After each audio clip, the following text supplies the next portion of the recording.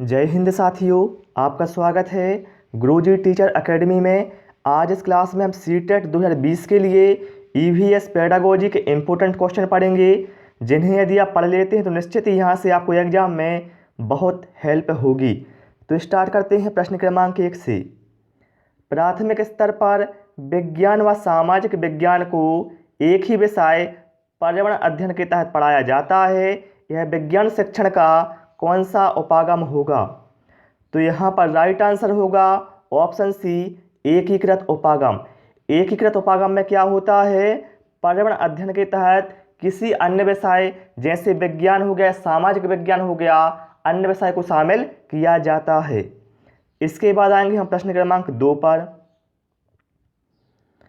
पर्यावरण अध्ययन की कक्षा में बच्चों के अनुभवों को महत्व देना चाहिए, क्योंकि? तो यहाँ पर राइट आंसर होगा हमारा ऑप्शन डी। देखिए, यदि आप बच्चों के अनुभवों को किसी विषय के साथ जोड़ते हैं तो इससे जो सीखने की प्रक्रिया है वो तेज होती है। तो यहाँ पर आप देख सकते हैं ऑप्शन डी में कहा गया है विषय को बच्चों के अनुभवों से जोड़ने पर सीखने की प्रक्रिया को बढ़ावा मिलता है। तो यही अपना राइट आंसर हो जाएगा। इसके बाद आएंगे हम प्रश्न क्रमांक 3 पर। पर्यावरण अध्ययन की कक्षा में विद्यार्थियों में खोज से संबंधित दक्षताओं का विकास करने हेतु एक शिक्षक निम्न में से किसका चुनाव करेगा? यदि शिक्षक को अपने विद्यार्थियों में खोज से संबंधित दक्षता का विकास करना है तो शिक्षक ऐसी सामग्री का चुनाव करेगा जो विद्यार्थियों के दैनिक जीवन से जुड़ी समस्या से हो। तो यहाँ पर आप देख सकते हैं ऑप्शन डी में कहा गया है ऐसी पाठ्य वस्तु जो विद्यार्थियों के दैनिक जीवन से जुड़ी समस्या से हो। ये बिल्कुल यहाँ पर राइट आंसर हो जाएगा। चलिए प्रश्न क्रमांक 4 पर आते हैं और आपसे रिक्वेस्ट है वीडियो पसंद आए वीडियो को लाइक करना, और यदि आप सीटेट की तैयारी घर बैठे करना चाहते हैं तो आज ही हमारे चैनल को सब्सक्राइब कर लें, जिस पर आपको सारा स्टडी मटेरियल भी प्रोवाइड किया जाएगा। कहा गया है पर्यावरण अध्ययन की कक्षा होनी चाहिए। बताना यहाँ पर राइट आंसर क्या होगा? तो यहाँ पर राइट आंसर हमारा होगा गतिविधि आधारित कक्षा होनी चाहिए, क्योंकि इससे क्या होता है छात्रों में पर्यावरण के प्रति चेतना जागृत होती है तथा वे उसे अपने वास्तविक जीवन से जोड़ सकते हैं। ठीक है, चलिए इसके बाद आते हैं प्रश्न क्रमांक 5 पर। बच्चों में सामाजिक भावना का विकास करने के लिए निम्न में से कौन सा प्रयास सर्वोत्तम है? बताना यहाँ पर राइट आंसर क्या होगा?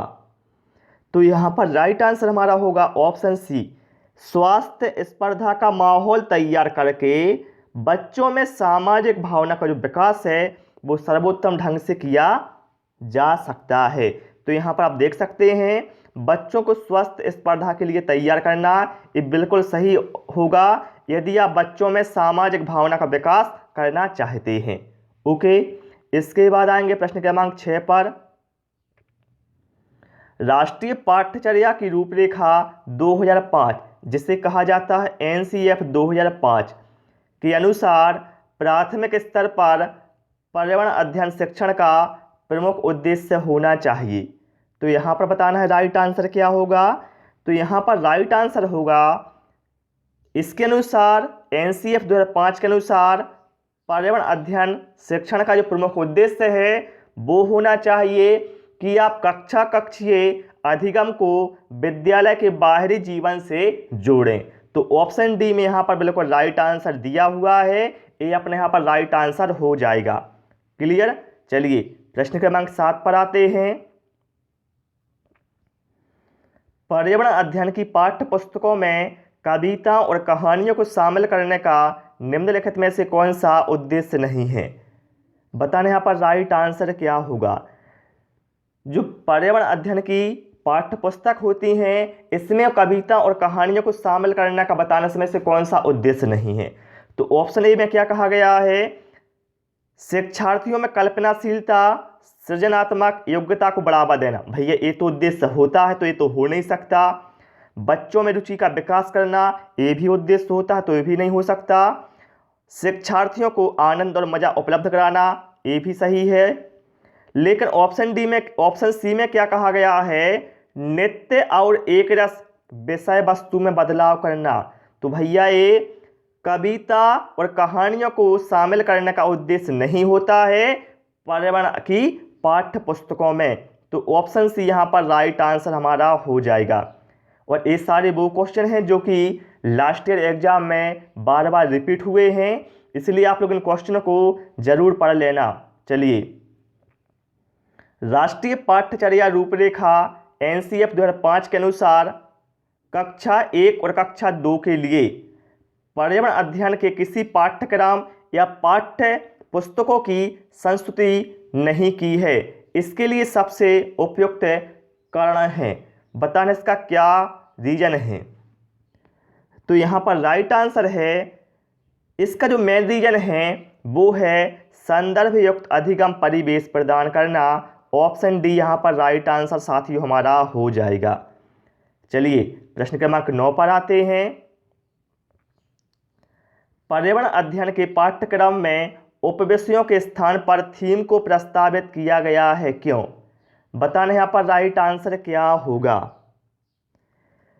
तो देखिए, जो पर्यावरण अध्ययन का पाठ्यक्रम है इसमें उपविषयों के स्थान पर थीम को प्रस्तावित इसलिए किया गया है क्योंकि बच्चों के जो स्थानीय परिवेश है उनसे जुड़े हुए जो मुद्दे हैं, ठीक है, उनका विकास हो सके। तो यहाँ पर आप ऑप्शन बी में देख सकते हैं, बच्चों के स्थानीय परिवेश के मुद्दों से जुड़े हुए और अंतः संबंधित समझ के विकास के लिए। तो ये अपने यहाँ पर राइट आंसर हो जाएगा ऑप्शन बी। ठीक है, चलिए प्रश्न क्रमांक 10 पर आते हैं। सारे ही क्वेश्चन महत्वपूर्ण हैं। अगला है, निम्नलिखित में से कौन सा वर्तमान पर्यावरण अध्ययन पाठ्यक्रम के 6 मुख्य थीमों में से एक नहीं है। तो देखिए साथियों, वर्तमान पर्यावरण अध्ययन पाठ्यक्रम को 6 मुख्य थीमों में बांटा गया है। पहला है परिवार एवं मित्र, दूसरी है भोजन, तीसरा पानी, चौथा आवास, पांचवा यात्रा और छठवीं थीम है हम चीज़ें कैसे खाते हैं। तो यहाँ पर देखिए, आवास भी हो गया, हम चीज़ें कैसे खाते हैं और भोजन भी हो गया। लेकिन जो काम और खेल है ये 6 मुख्य थीमों में शामिल नहीं है। तो ऑप्शन सी यहाँ पर राइट आंसर हो जाएगा। बल्कि जो काम और खेल है ये परिवार एवं मित्र इसकी एक उप थीम है। ओके, चलिए प्रश्न क्रमांक 11 पर आते हैं। निम्नलिखित में से कौन पर्यावरण अध्ययन का उद्देश्य नहीं है। बताना इसमें से कौन सा पर्यावरण अध्ययन का उद्देश्य नहीं है। तो देखिए, यहाँ पर राइट आंसर हमारा क्या होगा, ऑप्शन सी, बच्चों को पाठ्य पुस्तक की परिभाषा प्रदान करने के लिए प्रोत्साहित करना। भैया ये उद्देश्य नहीं होता है पर्यावरण अध्ययन का। तो ऑप्शन सी यहाँ पर राइट आंसर हमारा हो जाएगा।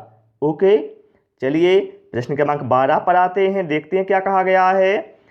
सुषमा चाहती है कि उसके छात्रों को पेड़ों के संरक्षण के लिए संवेदनशील बनाया जाए। निम्नलिखित में से कौन सी ऐसा करने की सबसे उपयुक्त रणनीति है। बताइए यहाँ पर राइट आंसर क्या है। यदि सुषमा जो कि टीचर है वो चाहती है कि उसके जो छात्र हैं वो पेड़ों के संरक्षण के लिए संवेदनशील हो जाएं, तो बताइए उसकी रणनीति इन 4 में से क्या होगी। तो वो क्या होगी, बच्चों को एक पौधे को अपनाने और पोषित करने में मदद करना। ऑप्शन डी यहाँ पर राइट आंसर हो जाएगा, क्योंकि इस माध्यम से क्या है, बच्चों में जो पौधे की आवश्यकता को समझेंगे और उनके प्रति संवेदनशील भी होंगे। ओके, चलिए प्रश्न क्रमांक 13 पर आते हैं। कहा गया है, निम्नलिखित में से कौन सी ईवीएस कक्षा में गतिविधि है या गतिविधियां हैं। तो देखिए, ईवीएस कक्षा में गतिविधि क्या क्या होती हैं। तो वो क्या होती हैं साथियों, चित्र खींचना हो गया, भ्रमण करना हो गया, श्यामपट्ट का प्रयोग करना, खेल खिलाना, ये सभी क्या होती हैं, कक्षा आधारित गतिविधि होती हैं। तो यहाँ पर राइट आंसर हमारा क्या हो जाएगा, ऑप्शन डी उपर्युक्त सभी। और जो ये गतिविधि होती हैं, इनका जो मुख्य उद्देश्य होता है वो होता है कि जो शिक्षण है वो प्रभावशाली बने और छात्रों में इसके प्रति रुचि भी उत्पन्न हो। ओके, चलिए प्रश्न क्रमांक 14 पर आते हैं। और आपसे रिक्वेस्ट है, यदि आपने अभी तक हमारे चैनल को सब्सक्राइब नहीं किया है, चैनल को सब्सक्राइब जरूर कर लेना, जिस पर आपको सीटेट 2020 की कंप्लीट तैयारी कराई जाएगी। देखिए, कहा गया है ईवीएस पाठ्य पुस्तक में सपेरों पर एक अध्याय है। इसका उद्देश्य बच्चों को जागरूक करना और संवेदनशील बनाना है। बताइए यहाँ पर जो 4 कथन हैं उसमें से क्या होगा।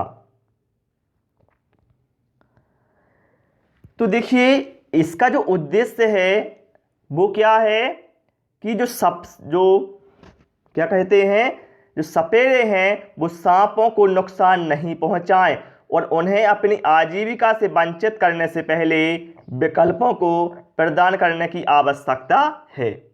ठीक है, यदि उन्हें आजीविका अपनी चलानी है तो ऐसा नहीं है यही उपाय है, उनके लिए अन्य विकल्प भी हैं अपनी आजीविका को चलाने के लिए। क्योंकि यदि आप किसी भी जीव को परेशान करते हैं तो ये कानून के विरुद्ध है।